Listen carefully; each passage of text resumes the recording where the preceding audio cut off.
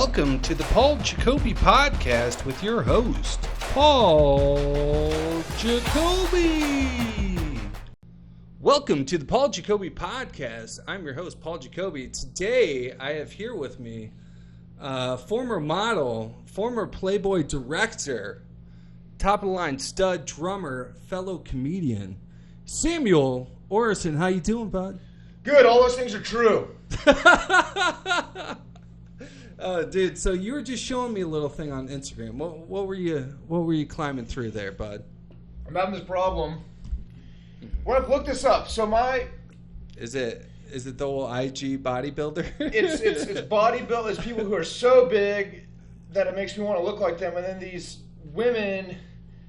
It's just the most extremes of the human physique all in one place. I tried to reset it. I'm trying to tone back the amount of spread I am seeing on my timeline. I'm trying to tone back what I'm looking at on Reddit. I'm trying to tone back all these things that are kind of poisoning my mind. I still want to use Instagram, but I don't know if I can anymore. I tried to reset it. I looked at all these things to do to reset it, and it just keeps coming back to just That's all I get to. If it makes you feel any better, that is all I get. You know who that is? That's a... Wait, is that... It's Chris Bumstead. Chris Bumstead. That's Mr. See, Bums, what's going on, bud? He is one of my... I'm so fascinated by dude, I did bodybuilding. You know, I did a sketch or a little spoof on my YouTube thing about More Plates, More Dates. What's that guy's name? Derek, moreplatesmoredates.com.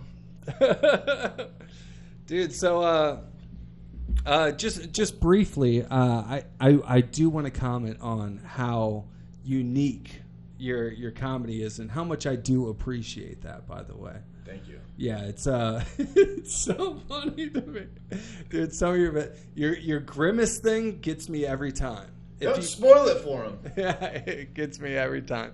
But a few things I did want to go over with you. Have you seen here recently the Tim Dillon rant that went on? He went on Joe Rogan. When you say Tim Dillon rant, that's it could be a lot of things. Could be anything. So I don't know what you're referring to. He was recently on Joe Rogan. Did you see that episode? I did. I saw clips of it. Yeah. I rarely watch a full Joe Rogan episode. I usually am just in it for the clips. What do you think about Tim Dillon? Let's just get to that. He's a very interesting character. I really like...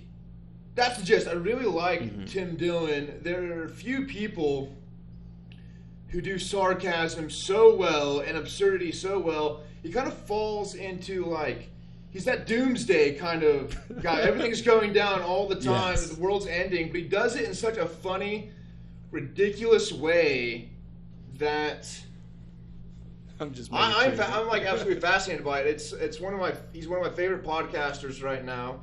You know, I can't say I always agree with everything he's saying, but there's been times late at night when I've been watching his podcast where I thought I was going to die because I could not catch my breath from laughing so hard. Yes. And it's so funny the way he's talking. You think he's serious, and then he changes something at he's a force to be reckoned with. I love Tim. If I'm going to give my personal opinion about him, I love him. I think he's hilarious. But Tim, if you're watching this, you scare the living fuck out of me, dude. I feel like he's the type of guy where you see him and it's almost like you don't know what to expect. It's like you're near a ticking time bomb and he is ready to explode on some shit, dude. Which is honestly entertaining, to say the least. What's very entertaining, he kind of is I know he gets thrown in this bubble a lot, but that Alex Jones style of entertainment, that just ranting about conspiracy theories, things that may not even be true. The difference between him and Alex Jones is they're both extremely entertaining, but Tim Dillon is more self-aware of what he is doing. I'm not saying Alex Jones is not. He might be, but Tim is almost a satirical version of Alex Jones, but I still think that he believes in what even though he's joking, he still believes.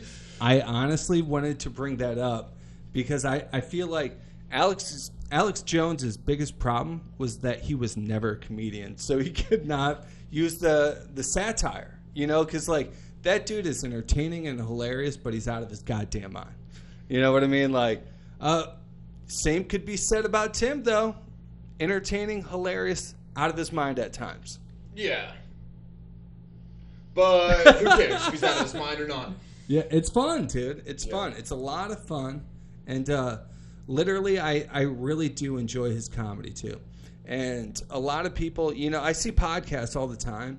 And I honestly, if I like you as a stand-up, I'm going to like you even more as a podcaster just because it's like my heart goes out to you just as a fellow comic. Do you ever get that?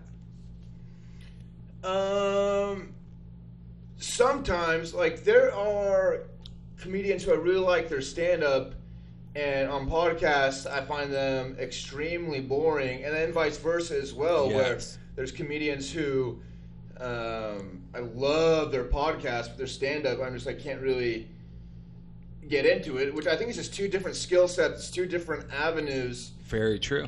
Very true.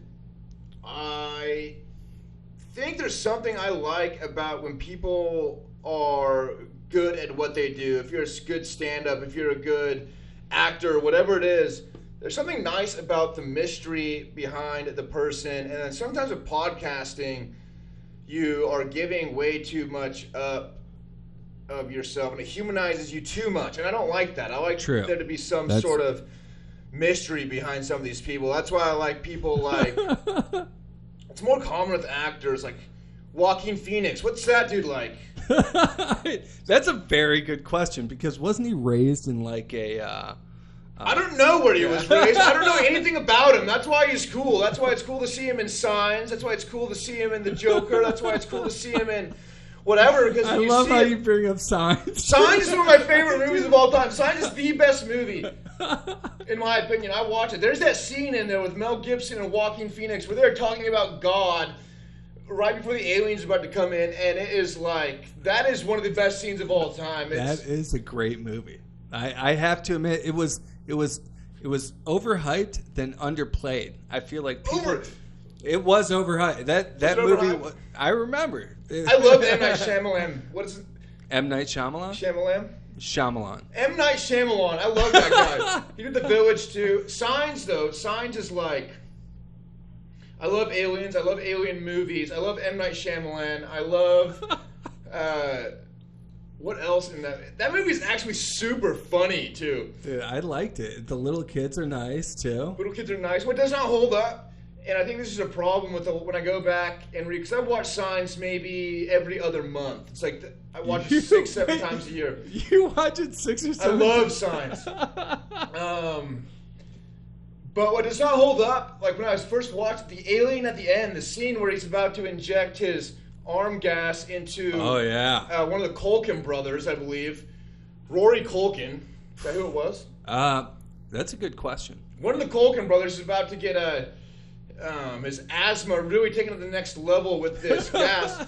And I remember that alien being so realistic and really spooky. And then you watch it back now, and it looks like something out of like an N64 game or something like that. So some of these things like don't hold up. Yeah, very true. Back.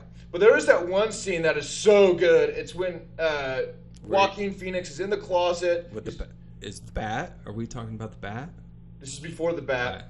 This is when he is in the closet. He's watching the news in the closet because he doesn't want the kids to see all this stuff that's going on. And there's a scene where the news shows this birthday clip from this birthday party in Brazil. You know what I'm talking about? And they're like, this is the first time we've seen one of these aliens that I haven't watched this movie in over 15 years. It's so good. And then he's trying to watch it, and he's like, get out of the way, vamonos, children. He's trying to get the kids out of the way so he can see the screen, and then the alien walks by, and it's so good. It's so spooky. Oh, and was that the one where he walks by in the background? Yeah. Yeah, I remember kind that. Kind of like a Bigfoot style. Yes. Looking back on that. But yeah, I like the way they depict. I'm very interested in the way that certain movies will depict aliens and how they think they're going to be. I think it's a common theme to see the skinny style of alien, this tall, skinny alien. I like to say that because I think I'm a tall, skinny guy, and I like to think that's the peak form of what we're supposed to take. So you are the peak form, is what I you're would like saying. to think that, because if you think about it, because they're skinny. They're skinny and they're lean. But aren't aliens supposed to be only, like, they have a big head and they're 4 foot tall, I thought. The ones in Signs were probably around 6 foot. They were pretty... They're 6 foot. You always have remind me of an Avatar-esque type body. Like a me character, like Avatar, the Blue Men. The Blue Men. Long, nimble. Yes. So, yeah, they're long and they're nimble, too. They're not as... I'm trying to be a really muscular dude, but I think as humans evolve... I'm thick, dude. I'm like... I'm just a big guy. Yeah. Yeah. Average height, thick boy. But there's going to be no real need for strength. There is none. I do reps. It's just genetics. Yeah, it's just for looks and feeling good and all that kind of... But, like, the more we progress, the less we need strength, the less we need hair. It's all that kind of stuff that we just don't really need. So that's why I think when we see these aliens in the future, it's like they're these tall, skinny, hairless beings. Because that's what we're going towards. And that's a good point. You know, that's a fair point. I feel like Tim Dillon would really vibe with that. That he would be down on that plane. Have you ever heard the theory that aliens are humans in the future? No. So what happens is here's the theory. I don't know what happens. But the theory is once you leave the planet, that time and gravity make everything weird. So it's almost like they've gone out to the future and they're like humans of, millions of years of evolution. So that could be the case because, that's why they have the large brains and small limbs, because they don't need the muscles anymore. That would make sense. My thing is, I'm a big believer in the Anunnaki. You know who they are? Anunnaki, dude. So you watch Ancient Aliens, is what you're telling me. I don't watch Ancient Aliens. I don't even know what that is, to be honest. That's some HGTV show. You got it. I think it's on History Channel. History Channel. But it's actually really good. It started out as a book, and it gave all the... it pretty much goes over, like, all the... things that are just extraordinary, like the pyramids and stuff like that. And instead of giving like theories, they ask questions like, how do these rocks that are 5,000 tons get here? Like it would be more likely for aliens to put them there than for people to roll them on wooden logs or whatever. Yes, the aliens are more likely than the wooden log theory, according to Paul. According to Ancient Aliens. Dude, that's a big thing. You got to check it out. You love it. The Anunnaki, that's a big thing. That's if I were to choose... That's what I believe in, how we got here. You can believe in whatever you want. Do I really think it's true? I don't know. I think it's... In my mind, it's the most likely scenario for how we got here. Mm-hmm. So basically, if you don't know, the Anunnaki, they are this kind of they're an alien race. They're from this planet called Nibiru. And they created man in their image. They basically recreated us so we could harvest gold for them so it could replenish their atmosphere, because the atmosphere on their planet is dying. And so they needed gold because the chemical compound in gold can help restore the atmosphere. Yeah. From what I'm told. If that's true, I don't know. Could be not. But it's a really wise thing to use, though, because that's what we treasure, right? So they came down here and they're like, okay, we need a bunch of these little humanoid slaves to harvest this gold for us so we can use it to repair our atmosphere. So they made a bunch of tiny versions of us, and they said, okay, you guys can like reproduce so you can keep harvesting this gold.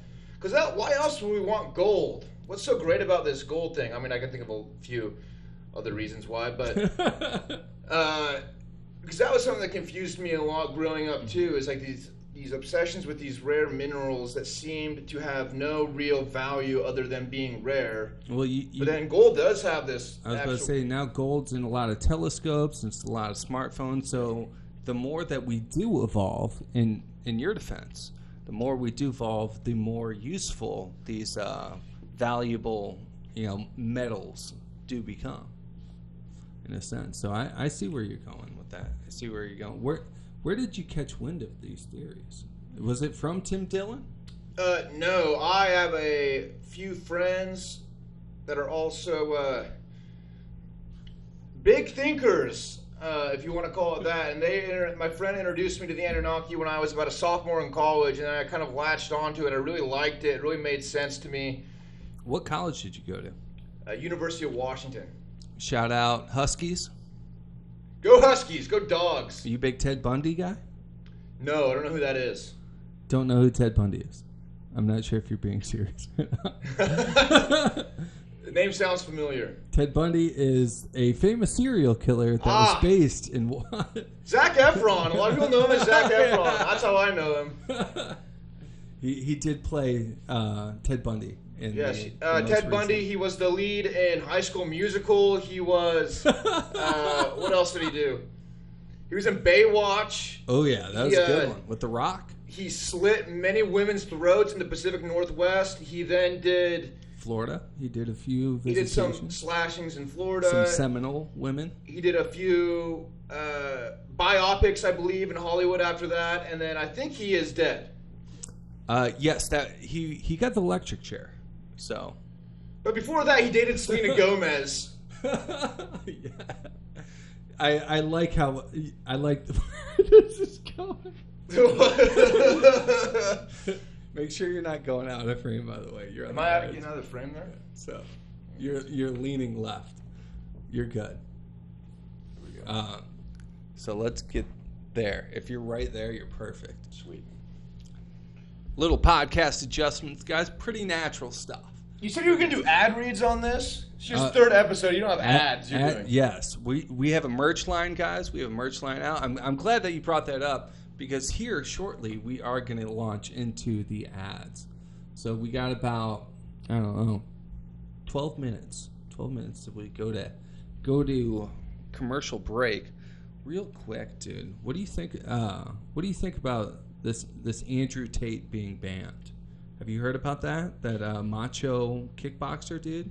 Yes, I've heard of this. And if you guys are watching, please subscribe to Hustlers University. I need your help right now. Come on, guys. My affiliate links are down. No, but seriously, I don't know how I feel about this. Mm-hmm. Very controversial. So here's my thing with Andrew Tate. I started seeing him on my timeline probably the same time everyone else did. I found it humorous. I found him funny. It's very clear to me as a 30-year-old comedian that he is being a clown. He is joking, and it's for entertainment and shock value. I found it entertaining.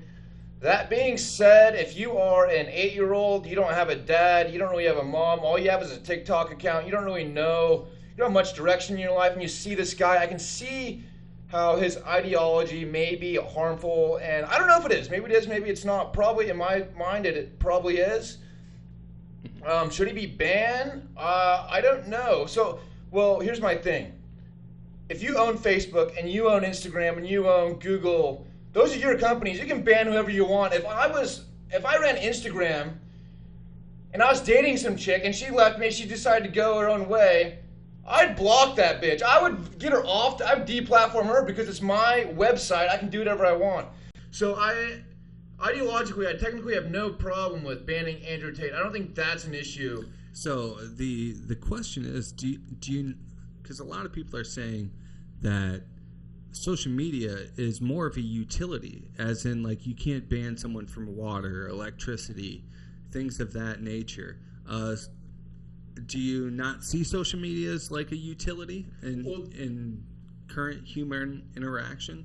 Yeah, so that's where my this is why I don't know exactly about this, because I don't have an answer for that one yet. I don't. So basically, if Andrew Tate was thrown in jail for what he said, that would be a problem. I think most people can agree on that, no matter But as far as social media being a utility and like deplatforming people off that, it's just like, because I don't trust anything really, and like having the government come in and tell companies what to do. They do that already with everything else. I don't like the idea behind the government being able to tell a company what to do. That being said, just because I don't like the idea, I don't know if it's the right thing to do. If social media is really a utility, people survive without social media. You don't need social media. You might need the internet. The internet's a utility.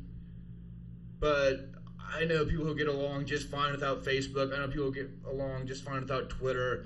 As far as those being utilities, I don't know. I don't know if they're... The way I look at it, obviously, I'm in the same boat with you. As I see him using it almost comically, the way he speaks about what he believes in and whatnot. My only problem that I see forthcoming with, banning these people that have outlandish, ideas and thoughts and whatnot, is that, like, it's the old, proverb where it's like you cut off the head of a snake and 3 more come up. You know what I mean? Because there's just people waiting in. Because what he did was he projected these wild ideas, and now there's, a dozen people behind him trying to project wild ideas to get their time in the sun. You know what I mean? That would be my point to not doing this, and people eventually are going to figure out that, this dude is way too much. You know what I mean? Yeah, and I think I don't know if obviously when people get deplatformed or canceled, they don't really lose steam. A lot of the times it makes them, like you said, it makes them stronger. I think it's more of just like a political move from the companies not wanting these kind of ideas on their platform, which is, that's why I'm kind of going back to, it's up to the company's discretion to, because it violated community guidelines or something like that, which of hate speech, which is, sure, you can watch a lot of Andrew Tate videos and they can be really funny. There's also some where he's talking about chopping a bitch's head off, so it's like, those are... I have not seen that video. Community guide. There is some. There is wildly. If you go down the rabbit hole, you will see some this is gone. And obviously he's, I assume obviously he's joking, but if you're young and you're seeing this stuff, you might not be, and it clearly goes against the guidelines that you signed up for on this platform. Which the funny thing about Andrew Tate though too is he doesn't have any accounts. It's other people posting his content, which is the tricky thing. So it's like he doesn't care. He's never been on TikTok, so it doesn't really. He's not really getting deplatformed. Really, I didn't even know that. It was just always wild to me that like I always thought first, it's like, what am I liking that this dude is popping up in my algorithm time after time? Kind of like when you were showing in the Instagram, all I see is like models and bodybuilders. But really, it's like it's almost like they've tricked the algorithm, because everyone I talk to is seeing all this stuff too. Because I'm like, am I insane that this stuff is just popping up? Like, I get it. I should get all the Joe Rogan stuff, all the podcast stuff. I do like that stuff, all the comedy stuff. But it's like I didn't see where this Andrew Tate was just popping up in my feed all the time. Well, you know how he does this. He's a marketing genius. You know what he does? What does he do? So here's how he makes money. Hustlers University. It is a course he sells. You can think of it for all intents and purposes. It's a way of generating money. Think of it as a nothing course, but it costs money to do. And to sign up for his course costs $50. And part of the course is his affiliate marketing program, in which he teaches you. He gives you a link, and he says, everybody who signs up for my course through this link, you get X amount of money for it. Mm-hmm. And the best way for you to get people to sign up for your course is to make content of me and just start pushing that out. So that's why you see so many different Andrew Tate accounts. It's because these people who signed up for his platform who are trying to, like a pyramid scheme, hawk it to a bunch of other people to get them to sign up through their profile. Yeah, I've not done that deep of a dive, but that is quite intelligent to do. It's very, very. I don't know if it's the legality of it. I don't think there's anything. It's almost really like he got people to pay themselves to promote him. Yes. So the more content you make of Andrew Tate, the more money you will make. The more money he makes, the more attention he gets. He becomes so big that he's not on a single account. He's spread over thousands and thousands of these accounts. He's almost like a virus. It's like a virus. It's very interesting to see from a marketing standpoint. It's genius. It is. I actually, if I ever so decide to release things of my comedy, I am going to do what he did, if I can, on a smaller scale. Can you be more specific? Well, what I would like to do is have 20, 30 different TikTok accounts, comedy-based ones, only uploading my clips. So it spreads like crazy. Ideally, there'd be a situation where, because why it works so well for him is because people are incentivized through money, and these could be, scam posts I'm seeing, but I've heard of people in Hustlers University making $5-10 grand a month from these affiliate links because they're cranking out 40 pieces of content a day, spreading them out over their 30 Andrew Tate accounts. Yeah. Whether that's true or not could be a complete lie. I don't know, but the logic and the schematics of how the Andrew Tate virus has spread is very interesting. I have no doubt in my mind that he's an extremely intelligent person because, it might be very manipulative. He might be a little bit psychotic. He might be a nice guy. He might be completely different than his persona. He's definitely... Could be a psychopath. He's definitely a clown. And I don't mean that I use the term clown as in he's a jokester. Entertainer, a performer. Jokester. Alex Jones, he's a clown. Andrew Tate, he's a clown. I'm a clown. I like to think of myself as a clown. We're all clowns here. Yeah, so it's, absolutely. Very interesting from a marketing standpoint what he was able to do. And we'll see. I'm curious to see what happens now that he's gone. How he responds to that and how he's able to get back on. Is it... All right, guys, we're gonna have to break to commercial. We'll be back here soon. Thank you so much. All right, guys, welcome to the Paul Jacoby Podcast merch store. As you can see, we got all the goodies. Here's a hoodie with a little logo on front and on back. That's crazy. We got that. We got coffee mugs. We got t-shirts. We got tanks. We got it all, baby. Now back to you in the podcast. Kaboom. All right, guys, and we are back. Sam, how you doing, man? Doing good. Is that an okay break for you? You literally sat here for 30 seconds and did nothing. It was pretty cool merch, though, right? Yeah, the merch is good. You're gonna want to get that T-shirt. You're gonna want to get that. You're gonna want to get that tote bag. You're gonna want to get that license plate frame. You're gonna want to definitely buy those spark plugs that he's selling. You're gonna want to get that catalytic converter, that branded Paul Jacoby catback exhaust. There it is, baby. You heard it from the man himself. All right, guys. Can the neighbors hear me? I have no idea. Honestly, it's a very quiet place. I've never heard them. A Quiet Place. That movie sucked. That was a bomb. I can't stand that guy. I won't talk crap about anybody, but something about Jim Halpert makes me... what was the question? I didn't have one. I said it's a pretty quiet place. It's an apartment. So... Real quick, I did want to go over this with you because we were speaking about Tim Dillon earlier and getting kind of conspiracy theories. One cool conspiracy theory I did hear recently was that the co-founder of Netflix, his great uncle was the founder of Propaganda. I heard that recently. The founder of Propaganda? What does that even mean? Here, I'm going to look up the name to be specific. Propaganda is just a word that describes... You can't invent propaganda.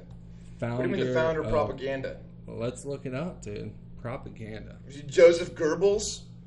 I think it's... That's a history reference. You guys should know that one. He was the administrator of propaganda for the Nazi Party. Edward... Or maybe this is the guy. Yeah, this is the guy. Edward... Bernays. Okay, I need to see this. Let me look at that mustache, dude. Let me read this. You'll put this up on the screen so they can read it. Want me to? Yeah. I'll pop it up. German. Edward Louis Bernays. I hope you're not gonna make me read something completely inappropriate. Great uncle. Okay.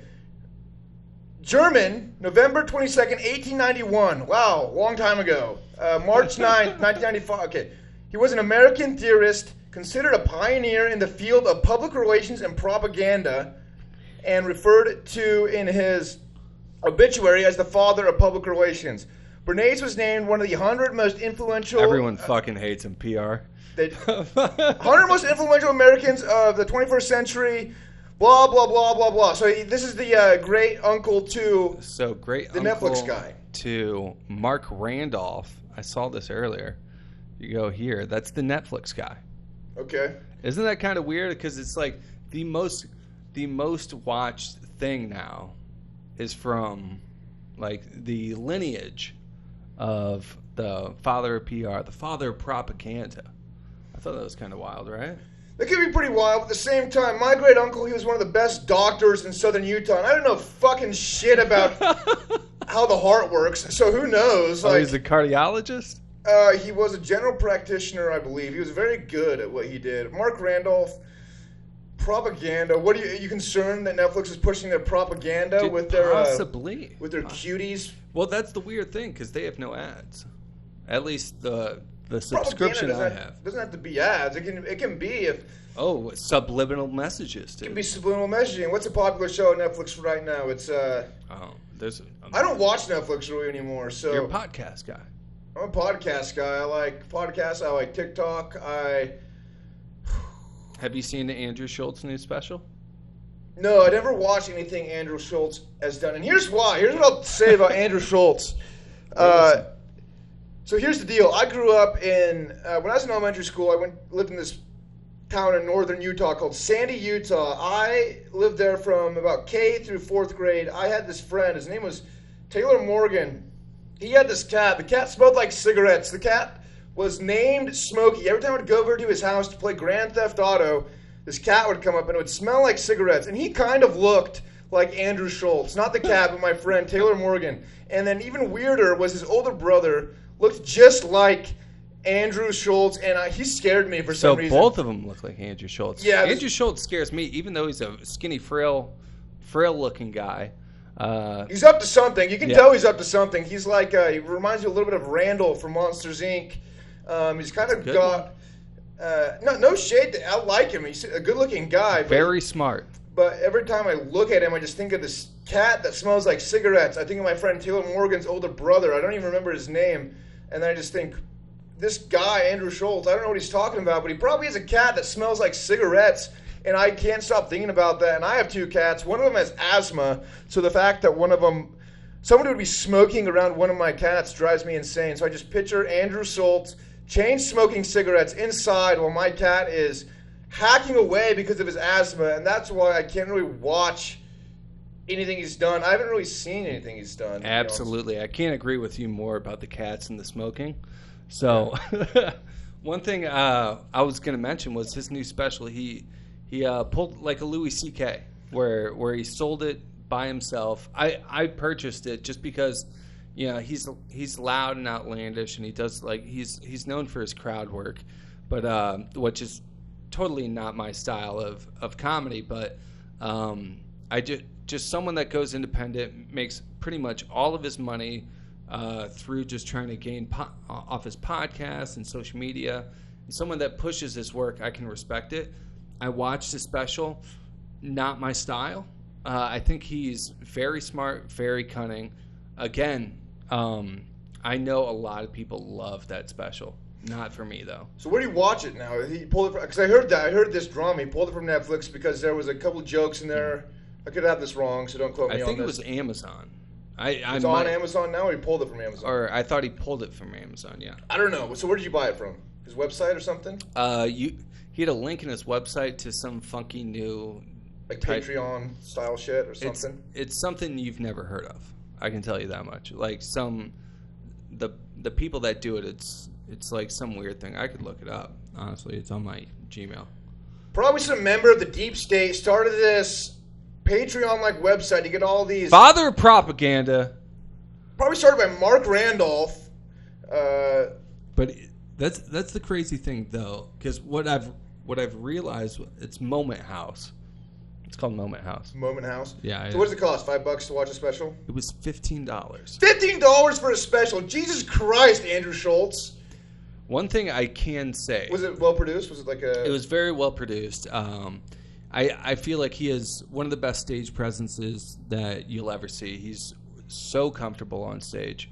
I do feel like he relies too much on crowd work, which is totally fine. It's just not my style. In his special, he does the crowd because he does crowd work like 50% of his special. Oh, that's interesting. That I saw. I did not watch the whole thing.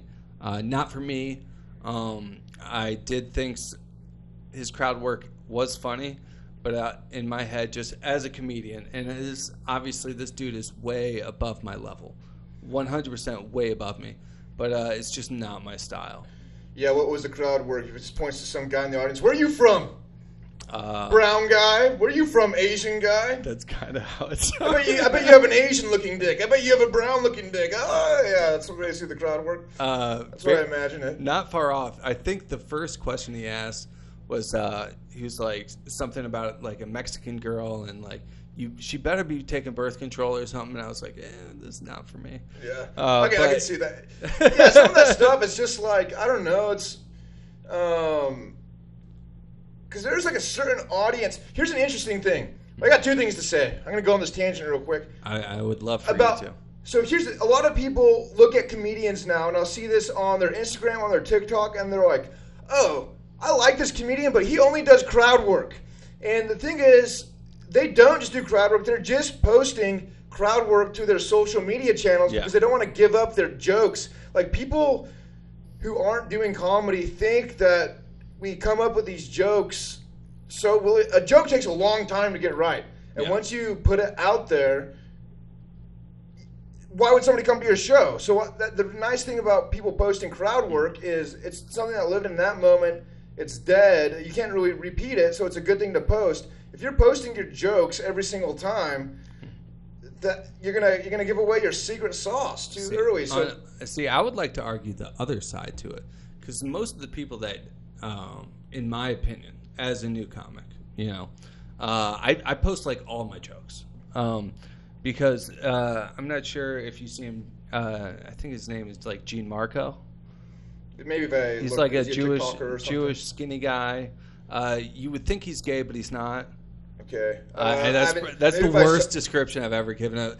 But if you've seen him, you would know. Is he a local guy or is he? He's a New York guy. Okay. Yeah, he's, we're LA dudes, but no big deal.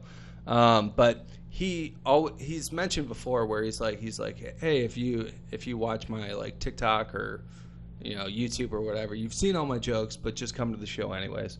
But it's different because like when I do post a joke, I'll have like 2 or 3 new tags to it the next time I work it. So you might know the meat of it, but all the potatoes are going to be different. The way I transition to another joke is going to be totally different. And like I'm going to wheel it in and out where you're like, oh, I remember that joke, so you're ready to laugh too. So you're ready to laugh. Just 2 different sides to that. I go, if you guys obviously haven't seen my comedy, I like the twist. Most unique comedy. So if you know my twists are coming, it's because there's a big part of comedy that's just like the unexpected is sometimes what makes things funny. So if you're expecting it, I think that takes a lot away. That being said, I've had people come up to me and there are certain jokes that they really like, and when I start to do them, they're excited to hear it because they want to see how other people in the audience are going to react hearing it for the first time. Did that person that asked you look like Grimace? No one's going to get that joke. Dude, our friends will get that joke, though. They might get that joke. Yeah, they'll probably. That's going to be most of the viewers for the time being.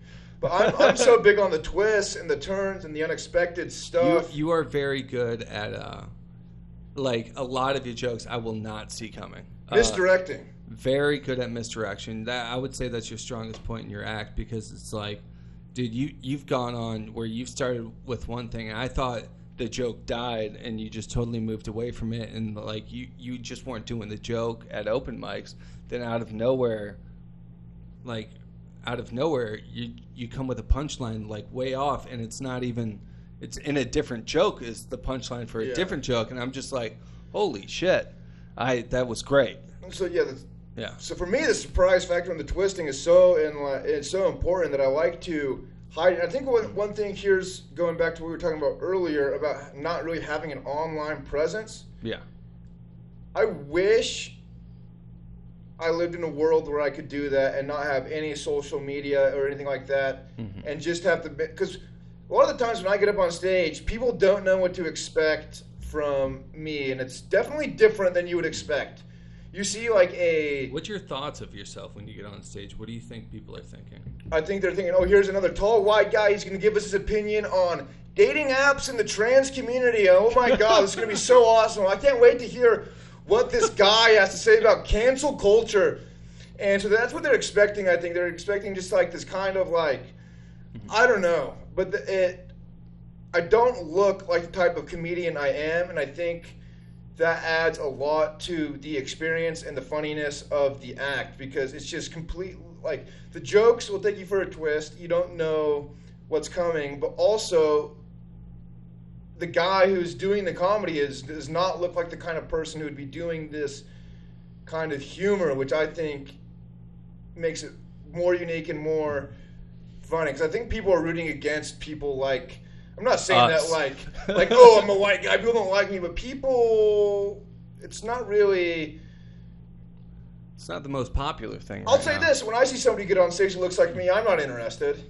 Yeah, you know, I could see where you're going with that, and it's like, I mean, someone's made a really good point to me before in speaking, but like, you are the quintessential like thing that people are against. You're tall, you're good looking, and you're white. So it's like you got those three things. But dude, your style is so. But are they really against that? Yeah. Come on, like I was gonna say, I don't think they're against that. I think there's just I don't even think anyone's like really against like that in particular. But the thought behind it's like it's almost like they think that you're against them or something. If that makes any sense. I don't know what it is. It's a lot of this stuff. To be honest, I see it a lot on social media. I see it a lot on the internet. I don't experience it a lot in real life. Like this whole woke culture, this whole cancel culture thing, I don't see that in real life. Everybody I know. It's weird because because on the extreme woke side, on the extreme right, I come from Utah, so I have a lot of family members who are like very, conservative. Most of my friends are extremely liberal. I grew up in Utah, one of the most conservative places in the world, and then went to school in Seattle for 10 years, one of the most liberal places in the world. I go home to Utah, everybody thinks I'm like this crazy liberal freak. I go to Seattle, people think I'm like some alt-right psychopath. Yeah, I get the same thing. But I like this big dynamic you see of this. I just don't see it in real life. Most of my friends are very liberal people. And I would say I kind of, I play this character a little bit where I kind of make a fool of myself as like this kind of conservative dude, and I kind of poke fun at it in that way. But I think most people realize that, I'm more of a liberal dude. But this whole side of like, people are way more reasonable than you think, than like the internet leads you to believe. I feel like just as a comedian, every time I step on stage, I'm stepping in front of strangers that do not know me. Obviously, in some open mics, you know everyone there. But just like any stage I've ever stepped on, I'm stepping on and nobody knows me. And it's like almost like I have to step on. I got to prove that I'm a okay dude, And that's let me be clear with this. That's every single comedian. Doesn't matter color or gender or whatever. Like everyone, when you step on stage, it's like no one knows you. And people are like, oh, I'm really funny. I could be a comedian. I'm like, you can make your friends laugh. Like I've had a lot of friends that will get me in tears every time I'm around them. But it's so different when you're in front of people that just don't know who you are. You know what I mean? Thanks for censoring yourself, Paul. I appreciate that. Can I swear on this podcast, by the way? I think I've been swearing. I don't really know. Fuck yeah. Yes, that's a good point, though. I think a big thing about comedy, which I realized after starting it, it's basically an exercise in how quick can I get this room full of people to like me. It's not really even about being funny. It's about people liking you, which is, I think a lot of comedians, like myself included, I mean, I can't speak for everybody. I have this deep desire to be liked. I'm a very big people pleaser, so I get something from having people like me, and I think 100%. Yeah. So having stand-up, and so like comedy is like, it's just an exercise of getting people to like you. And in my experience, if people laugh at you and you make people laugh, they like you. So that's why a lot of stand-up comedians try and make you laugh, because that's the quickest way to make somebody like you, in my opinion. 100%. You can also do what some of these other comics do, where they just go and they just say things that are shock comedy. Yeah, or the opposite, which is extremely agreeable to get people to like them. But at the end of the day, it's like, it doesn't matter how funny you are. If people don't like you, they're not going to enjoy it. You can get up there and be a hack and bomb, but if people like you, you're going to, it's, I'm not get super the crowd for on your side, for sure. You don't want to lose the crowd. One thing I was going to bring up, have you seen any of Brendan Schaub's material? As very, very highly debated, and he's a hot topic right now. Excuse me. I watched all of Brendan Schaub's stuff. Here's the thing with Brendan Schaub. I don't know one comedian who is buffer than Brendan Schaub, right? He's a big dude. I'm going to outbench Brendan Schaub. That's like what I'm... Is that a challenge I hear? I'm going to what does he do? Bench? Like probably I know 15? That he played football at Colorado. What does he bench now, you think? I don't know. He's like 6'5", like 250 pounds. Dude, so you think he's in the 500s? Think of it this way. I'm 5'10", 215 pounds, and I can bench right around 315. Okay. So I'm guessing probably, even if he works out anymore, if he does work out, I'm going to guess he's going to be under 4 plates, which is 405. You think he's going to be under 4? Yeah. What are you sitting at, Sam? I can do 275 2 times. That's good, dude. I'm almost to 315. I got this hernia surgery the other day, so I'm to recover. But after that, I'm going to go back on my journey to 315. I think I can outbench Brendan Schaub, and I will do so. A question with not only outbench, I got a question for you. Say you guys walked into a room full of strangers, no one knew who you were, no one knew who he was, and you both got 15 minutes at a mic. Who do you think would do better? I have my choice picked out, but... well, here's the thing. I think I'm one of the funniest people ever, so I'm obviously going to say myself, but I'm going to... I think you would blow Brendan Schaub out of the water. Well, here's the thing, though. Here's the thing. People... Because I get this a lot, especially from newer comedians. They'll go to the store, they'll go to the improv, and they'll be like, oh, I saw these really good, these world-class comedians, and they weren't that good. They bombed.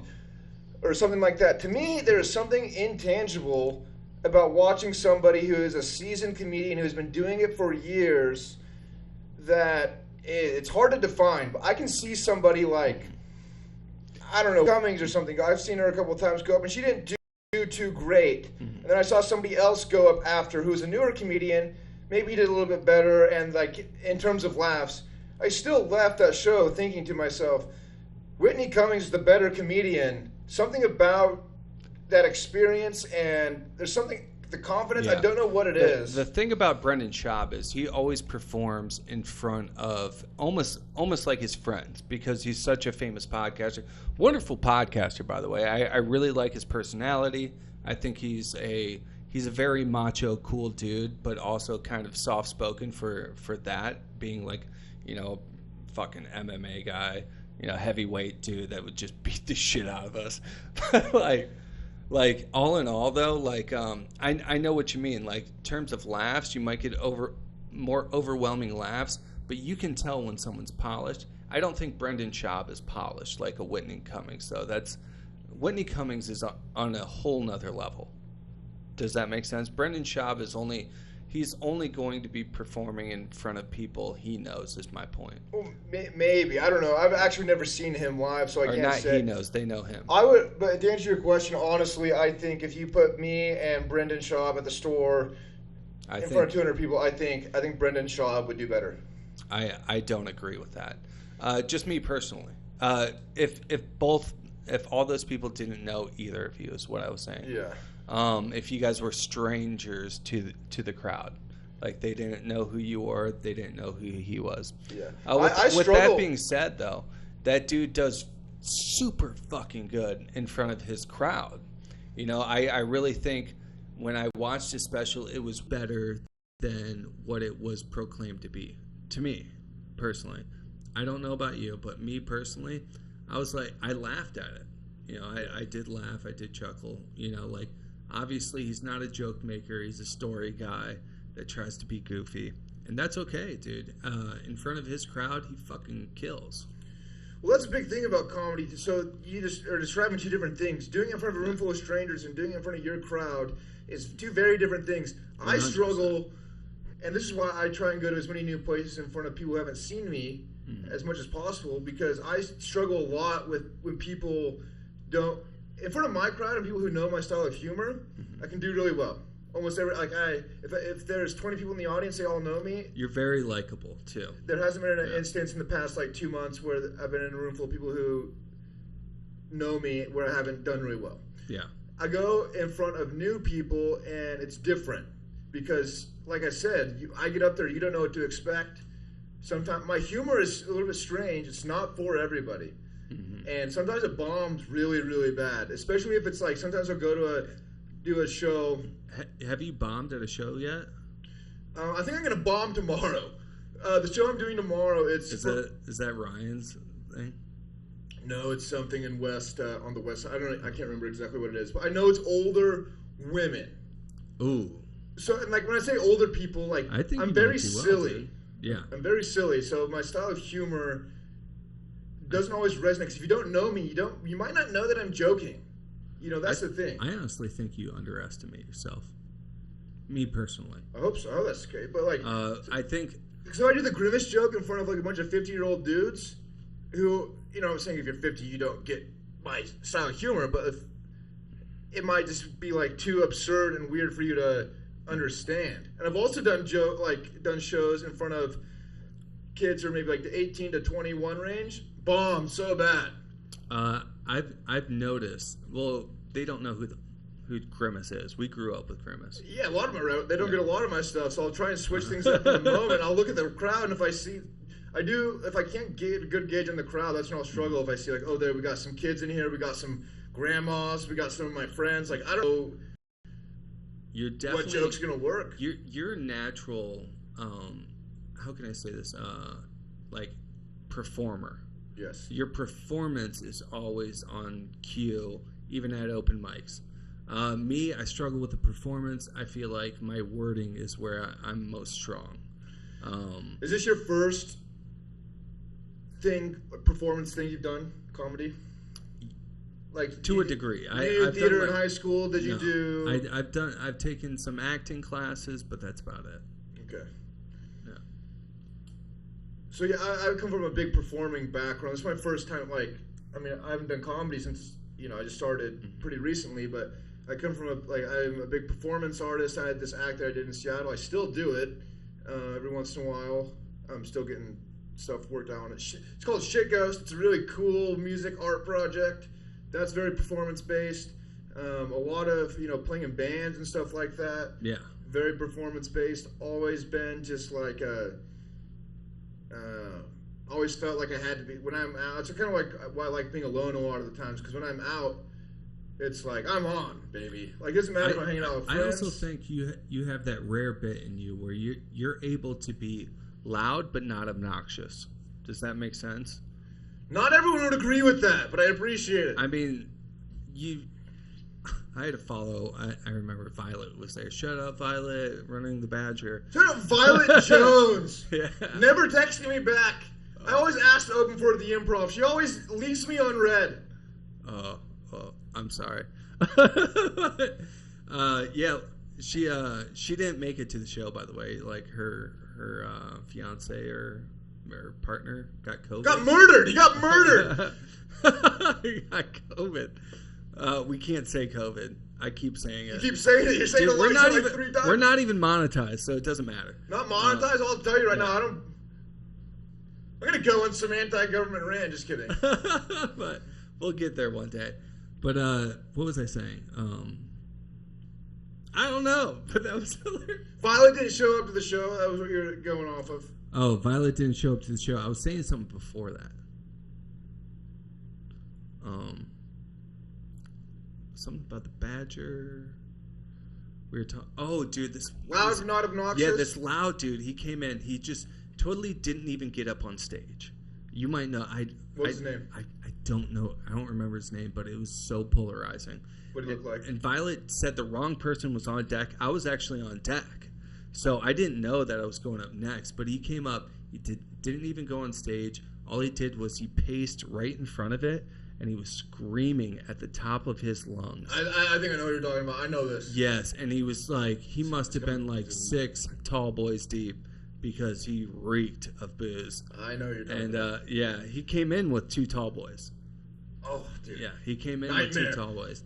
And I know exactly what you're talking about. It's stressful. Yeah, it was so stressful. I was like, holy shit. Like there was such a weird energy in the room. Like, it's almost like people felt forced to laugh because this dude's about to shoot up the place. Yes. And when he was finished, she was like, all right, on deck. And she says the same person was on deck as what she did earlier. And I was like, then she's like, up now is Paul Jacoby. And I was just like, you got to, like, the whole first minute and a half, I was just like, you got to warn me. Like, I was like, warn you? What do you mean warn you? Like, that I'm after this dude.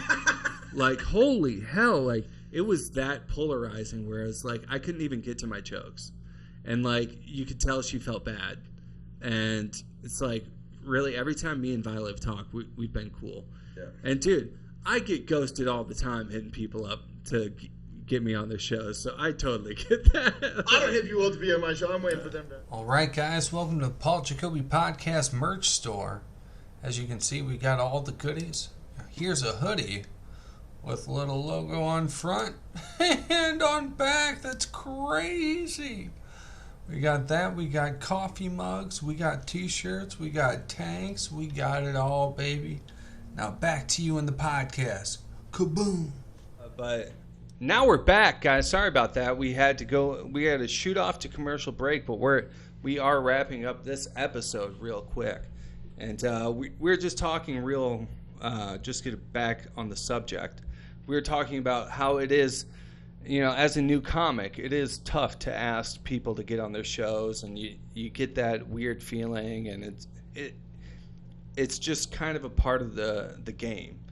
Tom, top of the line Tom here, gave me some advice about that, and he's like, dude, we all had to do the bringer shows. We all had to do that, the backyard shows or the small shows that you really don't want to do, and we want to get in at the Improv, and we want to get in at the store, and it's tough, but we got to push through.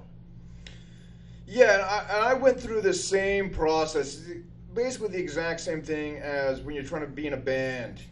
It was the same thing. We did shows where they're bringer shows. We had to do all that kind of. It's the same. There's not very much difference between doing that and this. Here's what I like to, for me, why I like doing comedy more than I like doing music, at least in terms of performing.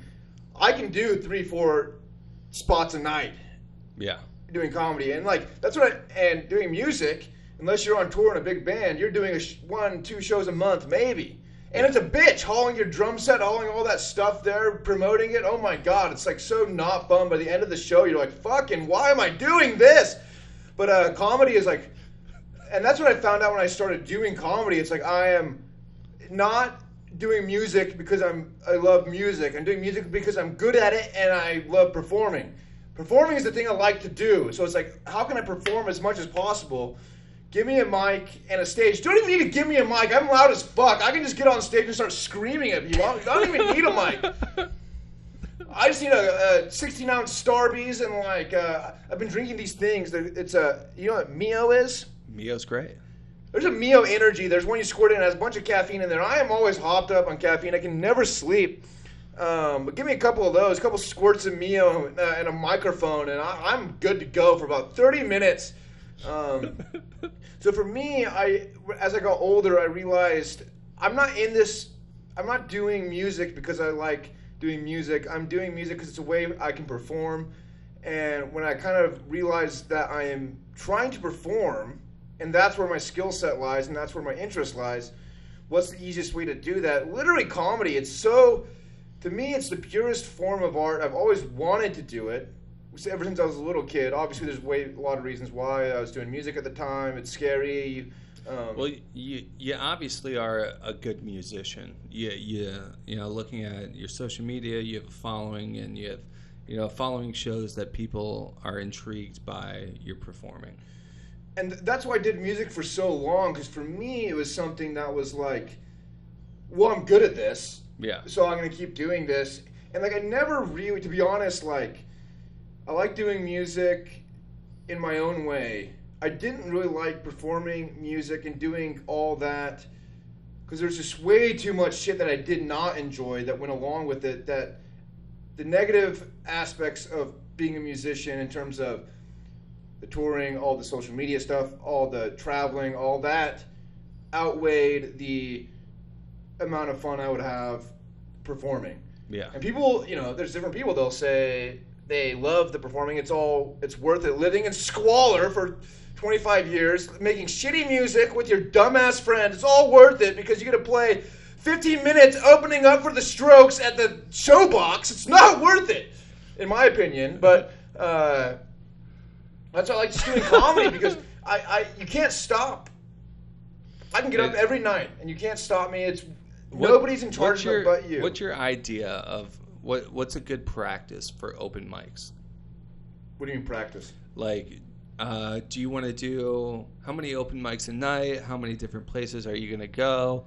What's your best practice? That's something that you would give advice to maybe someone that is, you know, on that verge where, you know, like I sat for 2 months like begging to want to go to an open mic. I didn't know where to go.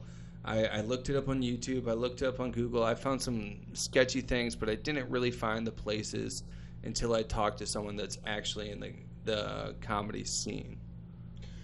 I think you do what most people do. That's kind of what I did too. Yeah. For maybe 2 years before I started doing comedy, I was looking at open mics. Yeah. Just never did it because it's scary. You don't know what to expect. But my advice, if you want to do open mic, it's just one of those things, just do it. You go, and the funny thing is, I've been doing comedy for, less than a year. I've been writing bits since I was 20 years old. And looking back on them, they're so bad. And like so bad. And because you just don't get it. You don't get it. Yeah. Sitting in front at home, pacing around, like doing your bits in front of the mirror, recording them on your own. It's like, I hate to say it, but it's just a fucking waste of time. Get up on stage and you will learn so much. Yeah, you got to get in front of a crowd, even if, like, I'm so, like, I literally had my 5 minutes down to a second. Yes. When I first... Waste of time, Paul. The first time I went on stage. Then I went up... Well, I liked it because it got all the nerves out. Like, I wasn't going on stage trying to riff in front of people that I did not know.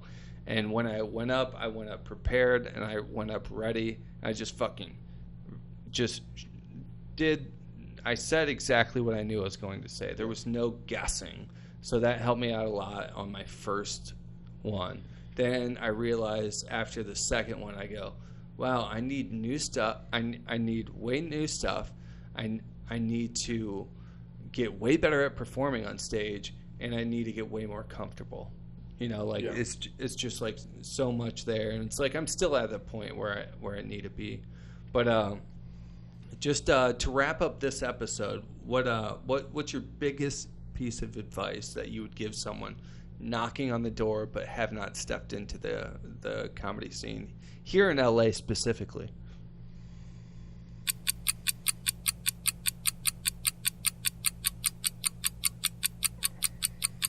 Well, you're going to have to get out there and you're going to have to try and do it. And you will find out really quickly if it's something that you want to do or not. And you gotta put this in perspective. Are you willing to do 3-4 spots a night for 10 years and still have it not work out? Because that's how long it's gonna take. You can't be and when I first started doing comedy too, I was like, oh, I'm gonna be doing. My goal is to do 5 mics a week. Within 2 weeks, I was like, that is not even close to enough. It's not even close enough. And I'm now it's to the point where I am, I don't even count how many mics. I'm just doing as many as I can possibly do. You have to learn, you have to love it, because if you don't like it, 100%. It's going to suck, because you're going to be doing this. You'll find out quick if you love it or not. Yeah. That's so true. For me, I was like, oh, this is my thing now. As soon as I got a laugh on stage and I got that feeling, I was like, oh, this is what I like to do. It was like something so pure and so like it's almost like when you first rip a good joke in front of your friends on the playground. Yeah. It's like then you feel like you're on cloud 9 for the next hour. It's just something that's in you.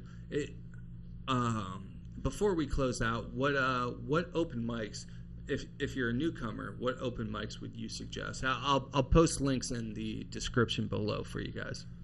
If you're serious about comedy, I think there's no better place to live than like West Hollywood or the Hollywood area. There's just so many good mics there. Mm-hmm. Keep in mind, they all suck, by the way. Yeah, that's just open mics. They're hard and they suck. Top 3, though. Hollywood comedy is a staple, in my opinion. That was my first open mic, and I'm so glad it was. Shout out to the lady that runs it. Do you know how to say her name? Zhao Yang Summers. Zhao Yang Summers, thank you so Yang. much. We really appreciate you. She's a fellow comedian. I've yet to meet her. Everyone's like, "How have you not met her?" I'm like, "I have no idea." She's fine. Yeah, is she cool? I guess I made a joke about her one time, and I don't think she got it. That's fine. She wanted to burn your house down. Yeah. I'll read the ones that I go to. Hollywood comedy. The Fourth Wall is really good. Mm-hmm. They have a couple locations. One in North Hollywood. One in Hollywood. The cafe. I have not been to the cafe yet. Yeah, it's good during the day. That's the only time I've gone there, like at noon or something like that. I really like Comedy Boulevard. It's a new one that just opened up on Melrose. I love Comedy Boulevard. Almost all of these are in West Hollywood or the Hollywood area. Badger and Jam, that's the one I hosted at. That's a pretty solid one. That's a staple for us. It's too easy though. That room's too easy. It's too nice. For you, dude. You got to go to some grungy ones. There's a lot of really. But honestly, the Hollywood comedy, I would say, even though it can be it's kind of a hard room, you don't know what to expect. That's like the. I feel like that's the best place to start off at. And they're just going 24/7 basically. Yeah. So Hollywood comedy, Comedy Boulevard, and the Badger would be your top 3.